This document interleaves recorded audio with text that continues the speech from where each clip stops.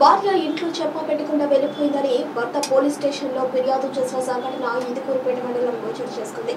దీనికి సంబంధించిన పూర్తి వివరాలు ఇలా ఉన్నాయి. కొరుటూరు గ్రామం చెందిన రాము అనే వ్యక్తి కొలిమి పనులు చేసుకుంటూ జీవనం సాగిస్తూ ఉండగా చిన్న చిన్న మనస్పర్ధల కారణంగా భార్య ఒక లెటర్ రాసి ఇంట్లో నుంచి వెళ్లిపోయిందని భర్త రాము పోలీస్ స్టేషన్లో ఫిర్యాదు చేశారు. గత కొన్ని రోజులుగా భార్య ప్రవర్తన సరికాలేదని ఆ విషయమై ప్రశ్నించినందుకు ఇంట్లో నుంచి వెళ్లిపోయిందని దీనిపై పలు అనుమానాలు ఉన్నాయని వారు తెలిపారు.